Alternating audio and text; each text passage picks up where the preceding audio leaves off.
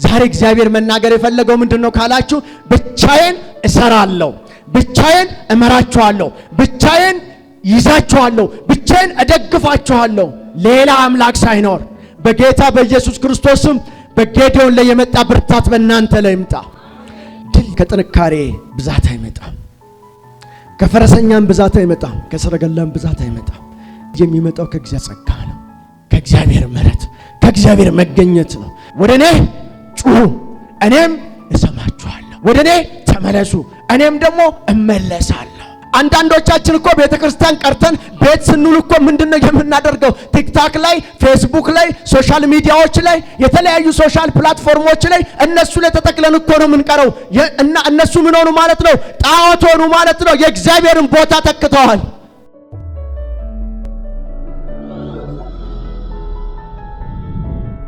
ዛሬ የምንመለከተው ሐሳብ የሚገኘው መሳፍንት ምዕራፍ 6 ላይ ነው። መሳፍንት ምዕራፍ 6 ላይ አንተ ኃያል ጦረኛ በሚል ርዕስ ዛሬ እግዚአብሔር እንደዚህ ነው የሚላችሁ። እናንተ ለራሳችሁ የፈለጋችሁትን ስም ሰጥታችኋል። እኔ እንደዚህ ነኝ ብላችሁ ራሳችሁን ዲፋይን አድርጋችኋል። ብዙዎቻችን ራሳችን ዲፋይን አድርገን እናውቃለን። እኔ አብዛኞቻችን እንደዚህ ነው የምንለው። አብዛኞቻችን እኔ እኮ አልችልም፣ እኔ ደካማ ነኝ፣ እኔ እኮ ለእግዚአብሔር ቤት እኔ ለዚህ ክብር የበቃው አይደለም፣ እኔ ለእንደዚህ አይነት ቦታ አልመጥንም። እግዚአብሔር የሚለው ግን ሌላ ነው። ምንድነው እግዚአብሔር የሚለው ካላችሁ አንቺ ለዚህ ቦታ ብቻ ሳይሆን በጣም ከፍ ላለ ቦታ ተመርጠሻል። አንተ አሁን ላልከው ሳይሆን ከሱ በጣም ለላቀ ቦታ ተመርጠሃል። አንተ ኃያል ነህ፣ አንተ ጦረኛ ነህ፣ አንተ ሁሉን ትችላለህ፣ አንቺ ትችላለህ። እግዚአብሔር እያለ ነው ያለው። የመንፈስ ቅዱስን አሰራር ለመግለጽ ያክል አንዲት ነገር ልንገራችሁ። እግዚአብሔር ይሄንን ቃል ዝም ብሎ አላዘጋጀልንም። በልባችን ውስጥ በሳምንቱ ውስጥ በወሩ ውስጥ በአመቱ ውስጥ ድካም ብለን የያዝነው ድካም አለ። አንኖንም ብለን የያዝነው ነገር አለ። አንጠቅምም ብለን ያልንበት ቦታ አለ። ራሳችንን ያስቀመጥንበት ሚዛን በጣም ዝቅ ያለ ነው። ኢየሱስ ክርስቶስ እንደሞተለት እንደ ንጉስ ልጅ አይደለንም። ራሳችንን ያስቀመጥነው እንደ ሎሌ ነው። ስለዚህ እግዚአብሔር ምን እያለ ነው? ወደ ንጉስ ልጅ ዙፋን ላይ ውጡ። እኔ እናንተም ማቃችሁ እንደ ታላቅ ጦረኛ፣ እንደ አርበኛ፣ እንደ መሪ ነው ማያችሁ፣ እንደ አሻጋሪ ነው ማያችሁ። በዚህ ሐሳብ መንፈስ ቅዱስ ያስተምረናል። መሳፍንት ምዕራፍ 6 ቁጥር 1 እንደገና እስራኤላውያን በእግዚአብሔር ፊት ክፉ ድርጊት ፈጸሙ። እንደገና የመጀመሪያ ጊዜያቸው አይደለም። ክፉ ድርጊት በእግዚአብሔር ፊት ፈጸሙ። የመጀመሪያ ጊዜያቸው አይደለም። ከዚህም በፊት ብዙ ጊዜ ክፉ ድርጊት ፈጽመው ያውቃሉ፣ ተቀጥተው ያውቃሉ። ብዙ ክፉ ድርጊቶችን ፈጽመው ያውቃሉ፣ ብዙ ጊዜም ደግሞ ተቀጥተው ያውቃሉ። ከእንደገና ደግሞ ሌላ ክፉ ድርጊት በእግዚአብሔር ፊት ሰሩና እግዚአብሔርም ደግሞ ሚዲያማውያን ለሚባሉ ጠላቶቻቸው አሳልፎ ሰጧቸው። እነርሱ ደግሞ 7 ዓመት ሙሉ ገዟቸው። 7 ዓመት ሙሉ ሲገዟቸው እስራኤላውያንን 7 ዓመት ሙሉ አሳቀቋቸው፣ በደሏቸው፣ ጎዷቸው፣ አቆረቆዟቸው። እርሻ ሲዘሩ ሰብላቸውን ያጠፉባቸዋል። የደረሰውን የገሞራውን ደግሞ ያቃጥሉባቸዋል። ያለ የሌላ ነገራቸውን ደግሞ ይወስዱባቸዋል። ከዚህ የተነሳ እነሱ ምን እየሆኑ መጡ? ወደ በረሃ ወጥተው ወደ ተራራ ስር መጥተው ወደ ዋሻ ውስጥ ገብተው መኖር ጀመሩ። ቀያቸውን ለቀቁ፣ ሰፈራቸውን ለቀቁ፣ መንደራቸውን ለቀቁ። ከምን የተነሳ? ለጠላቶቻቸው ተላልፎ ስለተሰጡ፣ ጠላቶች በእነርሱ ላይ ስለሰለጠኑባቸው። 7 ዓመት ሙሉ በእንደዚህ አይነት ችግር አሳለፉ። ብዙ መከራ ደረሰባቸው፣ ብዙ ችግር ደረሰባቸው፣ ብዙ ስቃይ ደረሰባቸው።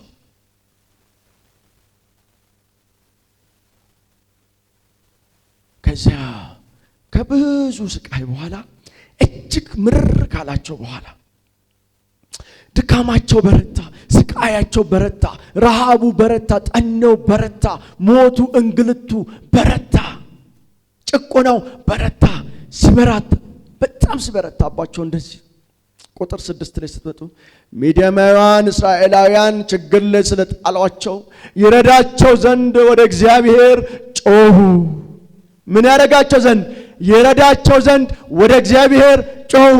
መቼ?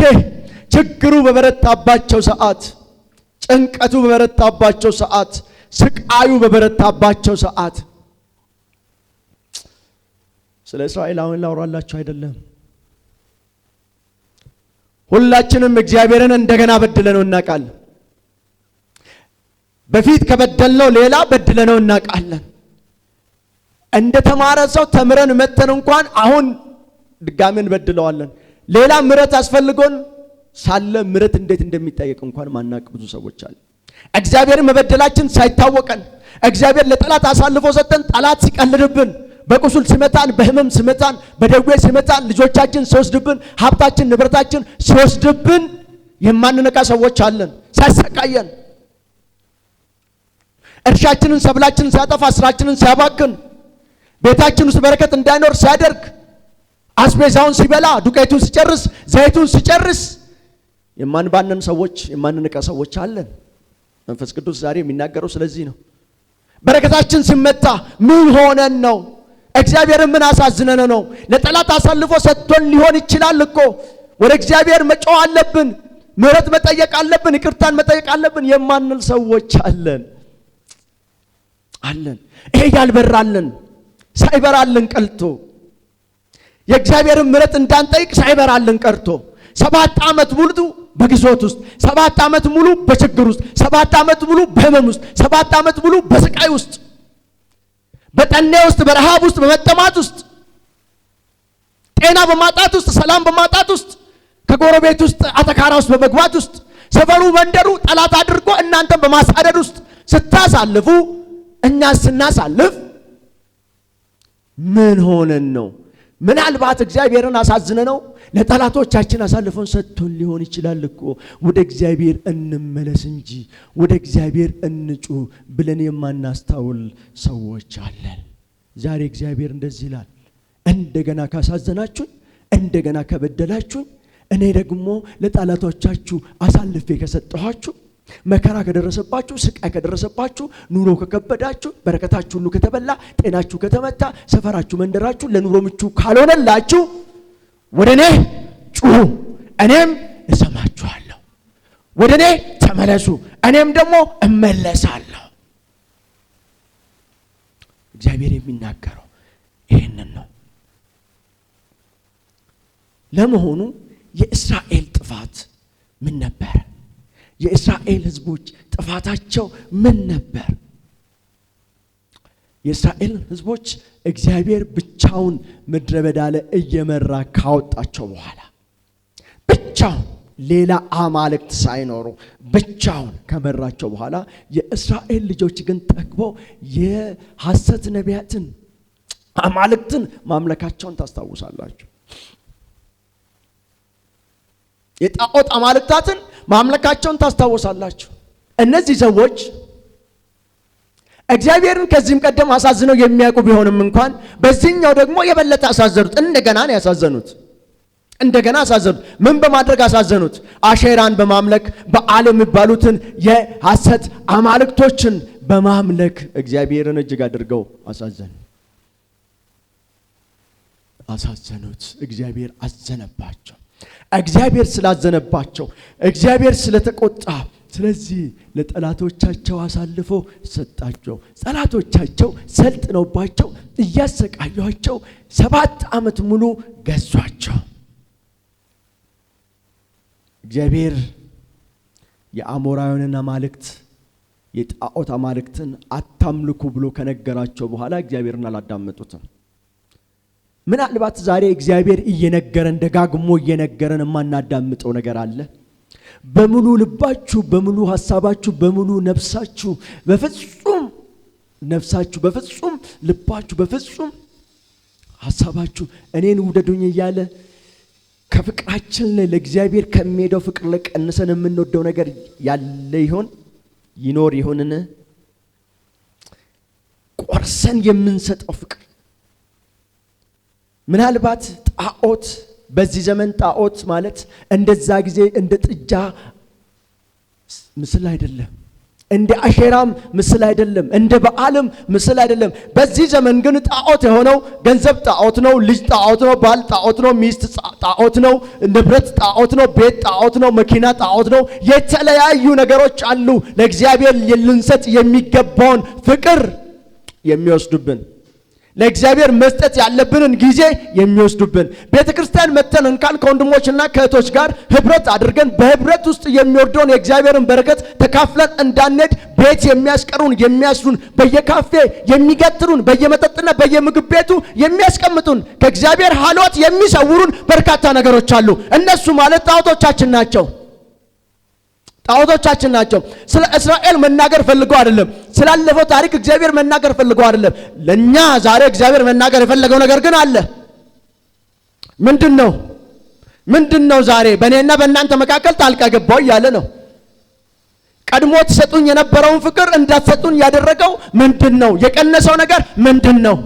ስለዚህ የቀደመውን ፍቅር እየሰጣችሁኝ ካልሆነ፣ በፍጹም ልባችሁ፣ በፍጹም ነፍሳችሁ፣ በፍጹም ሐሳባችሁ እኔን እየወደዳችሁኝ ካልሆነ አንዳች የምትወዱት ነገር አላችሁ። የሆነ ነገር የተደበቀ የምትወዱት ነገር አላችሁ። ከኔ የበለጠ የምትወዱት አላችሁ። ከኔ የበለጠ መውደዳችሁን የማቀው ለኔ ከምትሰጡኝ ጊዜ በላይ ለእርሱ የምትሰጡ ከሆነ ስለዚህ የበለጠ ትወዳላችሁ ማለት ነው። ከእግዚአብሔር ጋር ህብረት የምናደርግበትን ጊዜ ቀንሰን ከሌላ ነገር ጋር የምናደርግ ከሆነ ህብረት፣ ስለዚህ ከእግዚአብሔር ፍቅር ላይ ቀንሰናል። እርሱ ነገር ደግሞ ጣዖት ነው እያለን ነው። አንዳንዶቻችን እኮ ቤተክርስቲያን ቀርተን ቤት ስንውል እኮ ምንድነው የምናደርገው? ቲክታክ ላይ፣ ፌስቡክ ላይ፣ ሶሻል ሚዲያዎች ላይ፣ የተለያዩ ሶሻል ፕላትፎርሞች ላይ እነሱ ላይ ተጠቅለን እኮ ነው የምንቀረው። እና እነሱ ምን ሆኑ ማለት ነው? ጣዖት ሆኑ ማለት ነው። የእግዚአብሔርን ቦታ ተክተዋል።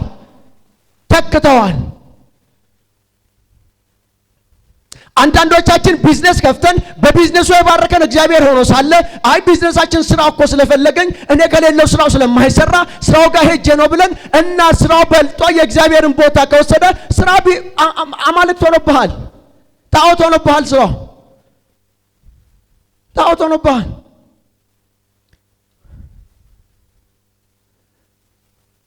እግዚአብሔር ማጸናውን ዘግቶት አንዳንዶ ስንት ጊዜ በጣም ከረጅም ጾምና ጸሎት በኋላ እግዚአብሔር ልጅ ሲሰጣት እሷ ከእግዚአብሔር ትጠፋለች። ልጇ ጣዖት ይሆንባታል። ምን ነው ቤተክርስቲያን ጠፋሽ? ምን ነው ጸሎት አትመጭም? አይ ልጄ እኮ ትንሽ እዛ ስለሚሞቀው እዛ እኮ አይመቸውም፣ ለልጄ ብዬ እኮ አልመጣም ትላለች። በብዙ ጸሎት በብዙ ዋጋ የተገኘው ልጅ ጣዖት ሆኖ ቁጭ እና ልጇን ታመልካለች። በዚህ ዘመን እንደዚህ ነው የሆነው። በዚህ ዘመን በዓልን መመልከት ብዙም በእኛ ሀገር ብዙ የተለመደ አይደለም። አሼራን አይነት ስዕል አንመለከትም፣ የጥጃ ምስልም አንመለከትም። ብዙ ሰዎችም ለእንደዚህ አይነት ነገሮች ሲሰግዱ ብዙ አናስተውልም። ዛሬ ግን ቴክኒካሊ ቤታችን የገቡ ብዙ ነገሮች አሉ። ሞባይሎቻችን ቤታችን ገብቶ አልጋችን ውስጥ ገብቶ ትራስ ላይ ከኛ ጋር ራሳቸው ተነጥፎላቸው አብሮ ይተኛሉ። እናም እነሱን እያመለክናቸው 24 ሰዓት ለእግዚአብሔር ጋር ግን ህብረት ለማድረግ አንዲት ሰዓት የለንም በቀን ውስጥ።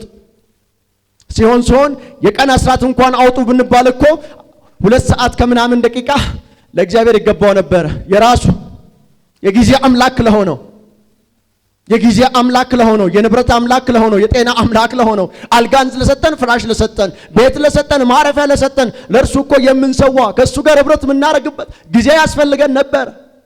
አልገባን።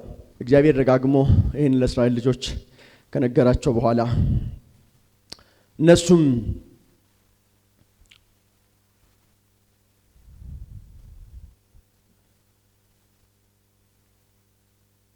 አያሉ አሻፈረኛ ረሳን አሉ። ታውቃላችሁ ለካ ይረሳል። እግዚአብሔር ያደረገው ነገር ይረሳል። አንዳንድ ጊዜ ከየት እንዳነሳን እናስብ እንጂ ከየት እንደተነሳን እናስብ፣ እንዴት አድርጎ እንደመራን እናስብ፣ እግዚአብሔር ብቻውን እንዴት አድርጎ እንደመራን እናስብ እንጂ እግዚአብሔርን ላለመርሳት ከፈለጋችሁ ባክ ቱ ዘ ኦሪጅን ባክ ቱ ዘ ኦሪጂን። እንዴት ወደ ኋላችን ስንመለስ እንዴት እየመራን እዚህ እንዳደረሰን አስቡት። ግር ካለን ጥፍት ካለ ከአእምሯችን ውስጥ ከተወሰደ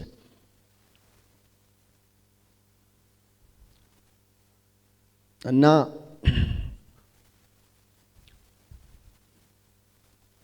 በዚህ ጊዜ እግዚአብሔር አንድ ገበሬ የሆነ እርሻ ውስጥ የሚገኝ አንድ ደካማ የሆነ ጌዲዮን የሚባል ሰው ጋር ሄደ። አንድ ደካማ ሰው በደንብ ስም ወጣ ብሎ በየአደባባዮቹ እየታየ እኔ እመራለሁ የሚል ሰው አልነበረም ጌዲዮን ደካማም ትንሽ ሰው እና ወደ ጌዲዮን ሄዶ እግዚአብሔር የእስራኤልን ሕዝብ እነኝን ሰዎች ነፃ ታወጣቸዋለህ አንተ እየመራህ አለ። ጌዲዮን ሳቀ እና እግዚአብሔር ከኛ ጋር ነው የምትለኝ አለ። መልአኩ ሄዶ ሲያናግረው እና እግዚአብሔር ከኛ ጋር ነው የምትለኝ? ተው አይሆንም። እግዚአብሔር ከኛ ጋር ሆኖ ቢሆን ኖሮ ይሄ ሁሉ መከራና ስደት አይደርስብንም ነበር። ይሄ ሁሉ ስቃይ አይደርስብንም ነበር። ይሄ ሁሉ ረሃብ አይደርስብንም ነበር። ይሄ ሁሉ ሰቆቃ አይደርስብንም። ይሄ ሁሉ ጭቆና አይደርስብንም ነበር እና አስረዳ እና እኔ ታዲያ እነኝን ጣዖት አማልክትን አታምልኩ ብዬ አልነገርኳችሁምን? እነሱን የምታመልኩ ከሆነ እኔን በጣም ያናደኛል። እኔ ለሌላ አምላክ አሳልፌ የምሰጥ አይደለሁም። ቀናተኛ አምላክ ነኝ ብዬ አልነገርኳችሁም? እናንተስ የኔ ብቻ ናችሁ ብዬ አልነገርኳችሁም? ለምን ሌላ አማልክት ታመልካላችሁ? በዚህ ምክንያት ነው አሳልፌ የሰጠኋችሁ። እና አሁን የምልህን አድርጋለሁ። ቁጥር 15 ላይ ጌታ ሆይ የኔ ጎሳ ከምናሴ ነገር እጅግ ደካማ ነው። በዛ ዘመን ታላቅነት፣ ክብር፣ ኃያልነት በጎሳ ትልቅነት ነው። ለመልአኩ ነው የሚመልስለት። ጌታ ሆይ የኔ ጎሳ ከምናሴ ነገር እጅግ ደካማ ነው። ከቤተሰቤም እኔ መጨረሻ ነኝ። ከቤተሰቤም የምን አሁን ነገዱን ተውኩት ብትል ወደ ቤተሰቤ እንኳን ብትመጣ እኔ የመጨረሻው ነኝ፣ ትንሹ ነኝ። ታዲያ እንዴት እስራኤልን ላድን እችላለሁ አለ። እግዚአብሔርም እንደዚህ አለ፣ እኔ ካንተ ጋር ነኝ። ሚዲያማውያንን እንደ አንድ ሰው ትመታቸዋለህ። አሜን። ሚዲያማውያንን ሕዝብን እኮ ነው እንደ አንድ ሰው ትመታቸዋለህ። እኔ ካንተ ጋር ነኝ። ከማን? ከብላቴናው ጋር። ከማን? ከደካማ ቤተሰብ ከተወለደው ጋር። ከማን? ጎሳው ደካማ ከሆነው ጋር። እግዚአብሔር ቆሞ እግዚአብሔር ሲጠራችሁ ምናልባት እግዚአብሔር እየተናገረ ያለው እግዚአብሔር ሲጠራችሁ እኔ እኮ ደካማ ነኝ፣ እኔ እኮ ለዚህ ጥሪ አልሆንም፣ ነገዴም እንደዚህ ነው፣ ጎሳዬም እንደዚህ ነው፣ ኢኮኖሚም ዘቅተኛ ነው፣ የተወለድኩበት ቤተሰብ የነገስታት ሐረግም የለውም፣ ተናጋሪዎችም አይደሉም፣ ዝምተኞችም ናቸው፣ መናገርም አይችሉም፣ አፈትብም ናቸው፣ በሰው ፊትም ሞገስ የሌላቸው ናቸው እና ከዛ ውስጥ ወጥቼ እኔ እንዴት ልመራ እችላለሁ የምትሉ ሰዎች ትኖሩ ይሆን? ለመሪነት ስትጠሩ ባንተ ላይ እኔ እሰራለሁ እያለ ሳለ እና እኔ እንኳን አልሆንም፣ ለምን መሰለህ? ጎሳዬ ዝቅተኛ፣ ዘሬ ዝቅተኛ፣ ከነገዱ ውስጥ የተናቀ፣ እኔ ደግሞ ከቤተሰብ ውስጥ እጅግ በጣም ትንሹ እና በእኔ እንዴት ይሆናል መሪነት በእኔ በኩል አይሆንም ብለን እግዚአብሔርን እያስረዳን ያለን ሰዎች አለን። ዛሬ መልእክቱ ለእንደዚህ አይነት ሰዎች ነው። ደካማ ነኝ ብሎ ለሚያስቡ ለእግዚአብሔር ጥሪ እኔ ምቹ አይደለሁም፣ ለመምራት አልተዘጋጀውም፣ እኔ ጦረኛ አይደለሁም፣ እኔ ጦር መምራት አልችልም፣ እኔ የወንጌል አርበኛ መሆን አልችልም። ጦር ስል በዚህ ጊዜ ውጊያ አይደለም፣ የእግዚአብሔርን የቃሉን ጦር ወንጌልን ይዤ ከፊት ልሰለፍ ወንጌላንን ልመራ አልችልም የምትሉ ሰዎች ካላችሁ እግዚአብሔር ከናንተ ጋር ነው። እንደ አንድ ሰው ጠላታችሁን ትመታላችሁ። እንደ አንድ ሰው አትችሉም የሚለው መንፈስ ትመታላችሁ። እንደ አንድ ሰው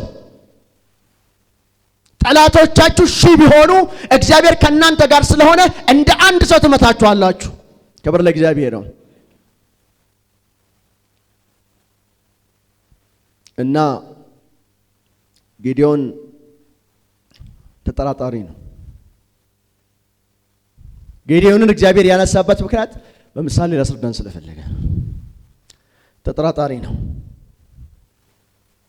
ከዛ በኋላ ግን ጌዲዮን እንደዚህ አድርጓል። እግዚአብሔር ከተናገረው እኔ ካንተ ጋር ነኝ በኋላ ካለ በኋላ የአሼራንም የበዓልንም ጣዖታት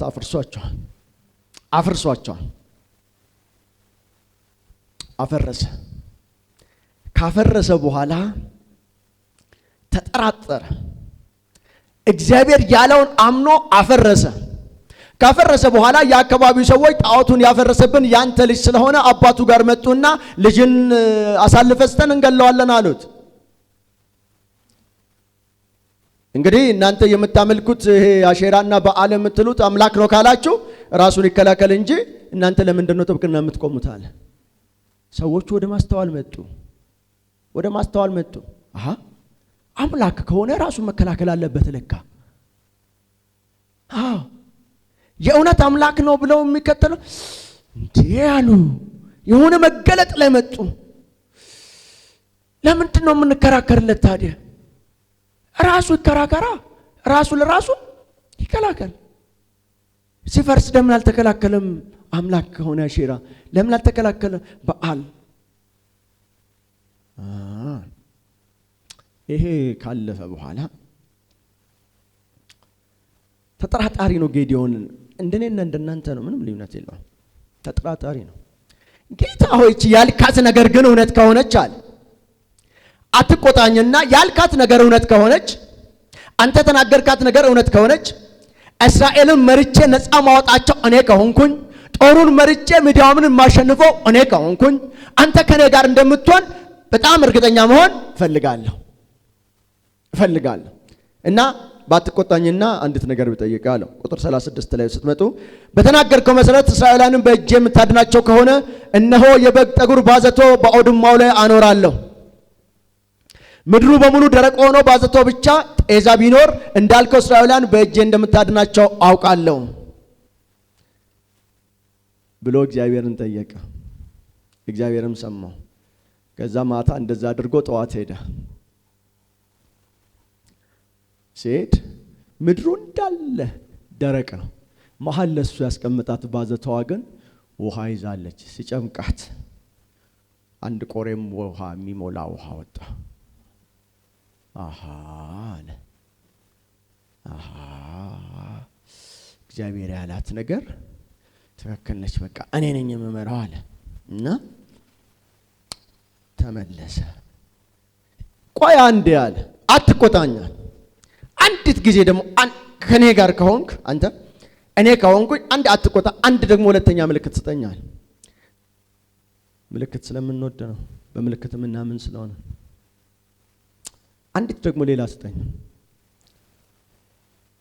አንዲት ጥያቄ እንደገና አልጠይቅ። በጠግሩ ባዘቶ ላይ ሌላ ሙከራ እንዳደርግ ፍቀድልኝ አለ። የጠግሩን ባዘቶ አሁን ደግሞ የጠግሩ ባዘቶ ደረቅ ይሁንና እንዳለ ዙሪያው ጤዛ ይሁን አለ። ከዛ እግዚአብሔር ባዘቶን ብቻ ደረቅ አደረገውና ዙሪያውን ሁሉ ጤዛ አደረገ። እቺ ነገር አለ በቃ እኔ ነኝ የምመራው። አሁን እኔ እመራለሁ። እግዚአብሔር በእኔ ላይ ሊሰራ አቅዷል። ይሄ የእግዚአብሔር አጀንዳ ነው፣ የእግዚአብሔር ፕላን ነው። በቃ እግዚአብሔር ከኔ ጋር ነው ብሎ ጦሩን ማሰባሰብ ጀመረ። ጦሩን አሰባስቦ ሚዲያንን ለመውጋት ፈለገ። እግዚአብሔር አዞታል። አንድ ነገር እንድታውቁ ፈልገው። አሁን አንዳንድ ፊገሮች አሉ፣ ቁጥር ልንገራችሁና በደንብ እንድናስተውል። እኛ ተጠራጣሪዎች ነን። እግዚአብሔር ሲናገርን የማናምን ሰዎች ነን። ለምን ካላችሁ የተወለድንበት ቤተሰብ ይዘናል፣ የተወለድንበት ቀይ ይዘናል፣ የተወለድንበት መንደር ይዘናል፣ የተወለድንበት ጎሳ ይዘናል፣ የተወለድንበት ዘር ይዘናል፣ የመጣንበት አካባቢ ይዘናል። የሆነ ንጉሥ ዘር ካልሆንን እንላለን። ካልሆነ እግዚአብሔር እንዴት ሊሰራብን ይችላል እንላለን። እኔ እኮ የተወለድኩት እንደው በቃ የሆነ መሃል ከተማ ላይ ቢሆን ኖሮ ጥሩ ነበር፣ ግን ትንሽ ወጣ ያለ አካባቢ ነው የተወለድኩት እንላለን። በታሪክ ውስጥ ደግሞ መሪ ወጥቶ አያውቅም ከዚህ አካባቢ እንላለን። ብዙ የምንሰጣቸው ምክንያቶች አሉ። እግዚአብሔር ግን ከነዚህ ሁሉ ምክንያቶች ውጭ ሆኖ ነው የሚሰራው። እግዚአብሔር የሚሰራው ራሱን ተማምኖ ነው እንጂ አንተን ተማምኖ አይደለም፣ አንቺን ተማምኖ አይደለም። እግዚአብሔር የሚሰራው ራሱን ተማምኖ ነው። እግዚአብሔር ብቻውን የሚሰራ አምላክ እንጂ ሰውን ተማምኖ፣ ጎሳን ተማምኖ፣ ባክግራውንድን ተማምኖ፣ ባለስልጣናት ዘመድ አሉት ብሎ የተወለደበት ቤተሰብ ኢኮኖሚካሊ ጥሩ ናቸው ብሎ አይደለም። እግዚአብሔር የሚሰራው በራሱ አቅም ነው፣ በራሱ ጉልበት ነው።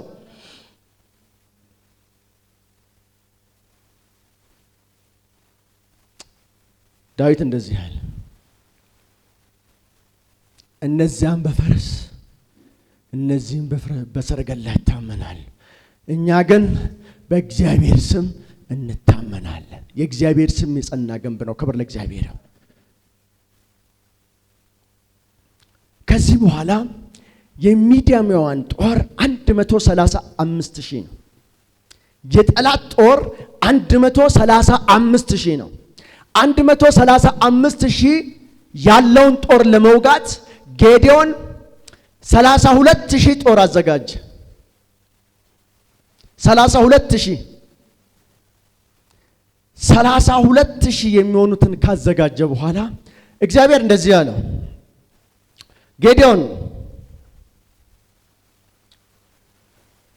አሁን አንተ ይሄንን ጦር ይዘህ ብትወጣና ብትዋጋ ሚዲያማውያንን ያሸነፍኩት በጦሬ ብርታት ነው ብለህ ታስባለህ። ስለዚህ ጦርን ቀንሳል። ጦርን ቀንስ። ጦርነቱን የሚዋጋው ማን ነው አለ። እኔ ነኝ የሚዋጋው። እኔ እንደምዋጋ ታቅ ዘንድ ከ32,000 ላይ ጦርን ቀንስ። እንዴት ልቀንስ? ሂድ ገራራ ላይ ውጣና ጦርነቱን የፈራ ይመለስ ብለህ አውጅ፣ ተናገር። ጦርነቱን የፈራ ይመለስ ብለህ ተናገር አለው። 22,000 ተመለሱ። 22,000 ተመለሱ። ስንት ቀሩ? 10,000 ቀሩ። 10,000 ከቀሩ በኋላ ጌዴዎን እግዚአብሔር አሁንም እንደዚህ አለ፣ አሁንም የእግዚአብሔር ክንድ ብቻዋን ተገልጣ በሚዲያማውያን ላይ እንደወጣች አንተ እንድትረዳ ዘንድ ጦርን አሁን እኔ ቀንስልሃለሁ አለ። ቅድም በነገርኩ መሰረት ቀንሳል። 22 ተቀንሰዋል። አሁን ደግሞ እኔ ቀንሳለሁ። ወደ ወንዝ ይዛቸው ወረዳል። ወደ ወንዝ ይዟቸው ወረደ። እነኚህ ወታደሮች ጦሮቹ ከዛ እግዚአብሔር ወደ ወንዝ ሲሄዱ ጦረኞቹ ውሃ መጠጣት ጀመሩ። ውሃ ሲጠጡ አለ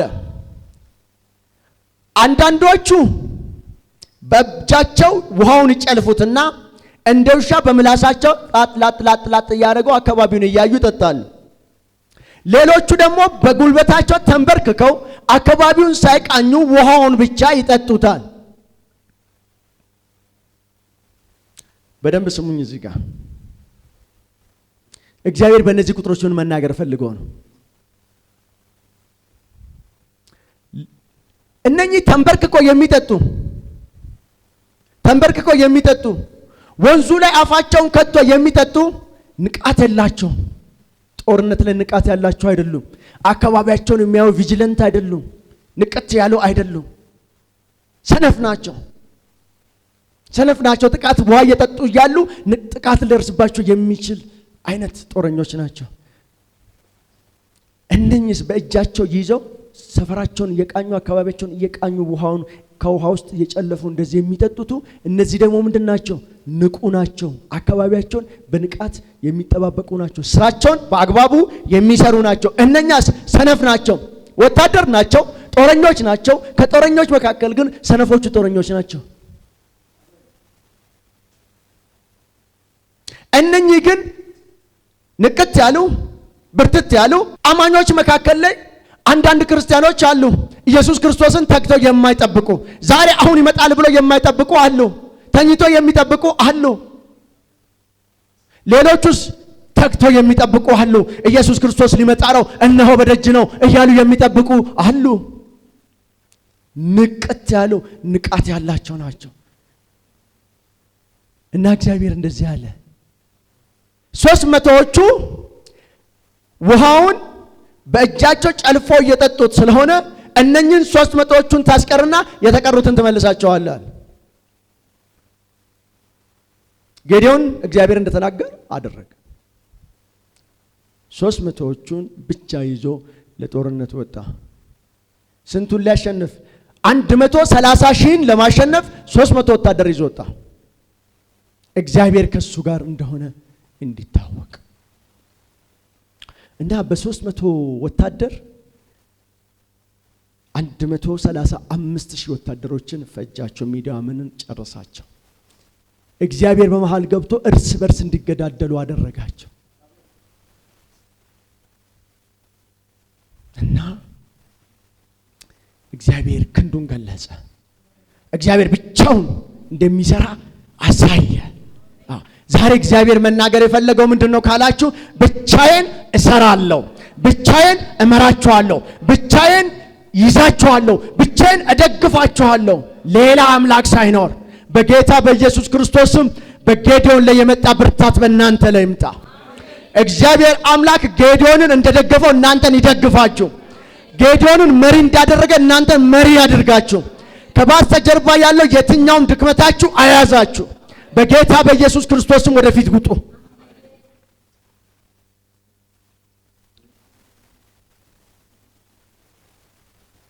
ድል ከጥንካሬ ብዛት አይመጣም፣ ከፈረሰኛም ብዛት አይመጣም፣ ከሰረገላም ብዛት አይመጣም። ድል የሚመጣው ከእግዚአብሔር ጸጋ ነው፣ ከእግዚአብሔር ምሕረት፣ ከእግዚአብሔር መገኘት ነው። እግዚአብሔር ከኛ ጋር ስላለ ነው ኃያል ነን የምንለው። ኃያል ነን ስንል ዝም ብለን አይደለም፣ እግዚአብሔር ከኛ ጋር ስላለ ነው። ክንዱ ዛሬም ከኛ ጋር እየሰራች ስላለ ነው። የእግዚአብሔር ልጆች ስለሆነ ነው። ኃያላን ነን ስንል የእግዚአብሔር ልጆች ነን ማለታችን ነው። ሌላ ትርጉም አያሰጠው። ክርስቶስ ሞቶልናል ማለት ኢየሱስ ክርስቶስ ስለሞተልን ነው ኃያላን ነን። ምን ተማርን ከጌዴዎን ሕይወት? እምነት እና መታዘዝን። ልብ አድርጉ። በእናንተ ሎጂክ፣ በእኛ ጥርጣሬ፣ በሐሳባችን አውጥተን አውርደን ስንመለከት ካልኩሌሽን ስንሰራ የማይሰራ ቢመስለንም እንኳን በእግዚአብሔር መታመን ይገባናል። የማይሆን ቢመስለንም እንኳን ደካማ መሆናችሁ እርግጥ ቢሆንም ጎሳችሁ ትንሹ እንደሆነ ደካማው እንደሆነ እርግጥ ቢሆንም እናንተም ትንሽ አቅምና ጉልበት እንደሌላችሁ ችሎታም እንደሌላችሁ እርግጠኛ ብትሆኑም እንኳን በእግዚአብሔር መታመን ግድ ይላል። የሚሰራው እግዚአብሔር ነው። እግዚአብሔር በእኔና በእናንተ ላይ ተመርኩዞ አይሰራም። እግዚአብሔር የሚሰራው በማን ነው? በራሱ።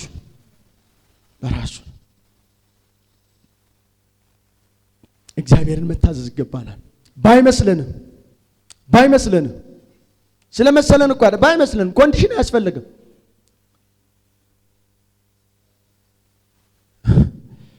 ለምሳሌ የኢዮብን ሁኔታ ካያችሁ ኢዮብ እንደዚህ በበሽታ ከተመታ በኋላ የምድን አይመስልም። ሁኔታው ይመስላል አይመስልም። ባይመስለንም ግን እግዚአብሔር አድንሃለሁ መልሼ ካለ መጠበቅ ነው። እግዚአብሔርን መታዘዝ ነው። በእግዚአብሔር መታመን ነው። ሁለተኛ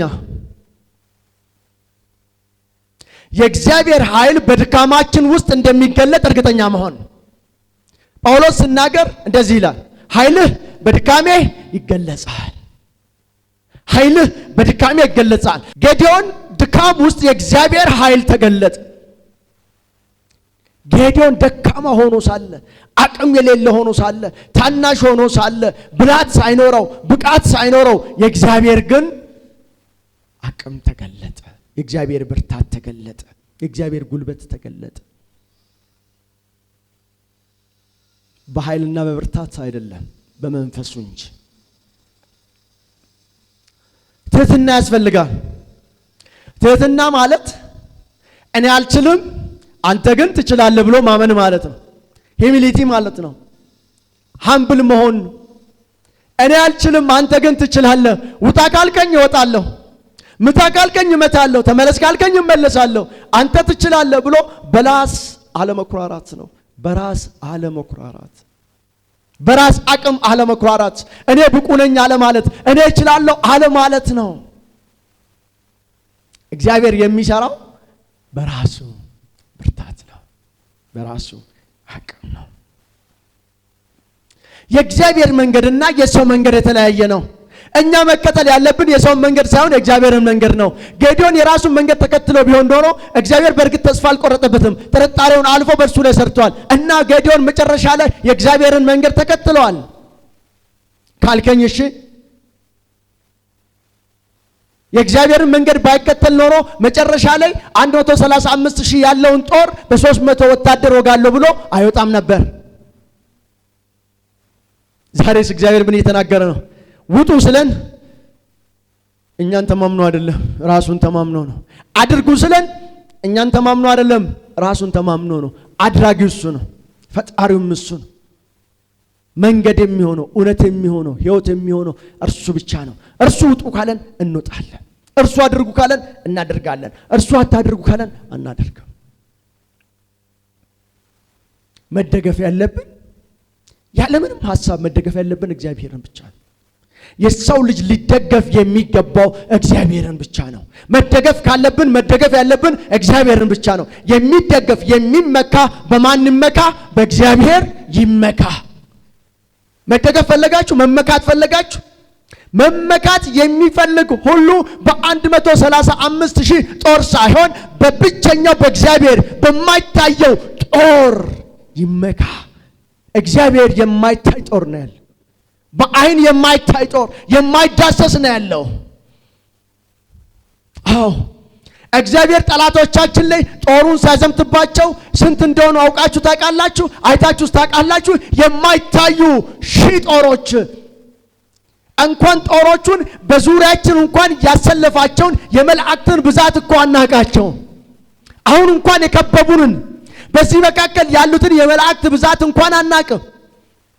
እንኳንስ ጦርነት ገጥመን እግዚአብሔርን ተማምነን ጦርነት ስትገጥም የኛ ጦር ብዛት ከሚቆጠረው በላይ ነው። እግዚአብሔር ብቻውን ስለሚሰራ የማይታይ ጦር ነው ያለን። የእግዚአብሔር ክንድ እሷ ስትዘረጋ ሁሉም ይወድቃል።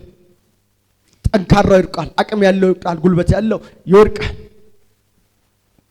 ይሄንን እንድናስብ ነው እግዚአብሔር የፈለገው፣ ሊያስተምረን የፈለገው ይሄንን አንድ ነገር እንድታስቡ ፈልጋለሁ። በተጠራን ጊዜ ሁላችንም ጌዲዮን ነበርን። ስንጠራ ሁላችንም ጌዲዮን ነን። በተጠራን ጊዜ እግዚአብሔር ሲጠራን ከዚህ በኋላም እግዚአብሔር የሚጠራን ከሆነ አንቺም ጌዲዮን ነሽ፣ አንተም ጌዲዮን ነህ፣ እርሶም ጌዲዮን፣ እናንተም እዚህ ከኋላም ያላችሁ ሁላችሁም ጌዲዮን ናችሁ። በቃ ስትጠሩ ይሄንን ከጌዲዮን ተምራችኋል። ስለዚህ ደግማችሁ አትጠየቁም። እግዚአብሔር አምላኮ ከኔ ጋር መሆንን በምን አውቃለሁ እያልን እንደ ጌዲዮን አንከራከርም። ከዚህ በኋላ ከጌዲዮን ተምረናል። እኛ ሌሰን ወስደናል።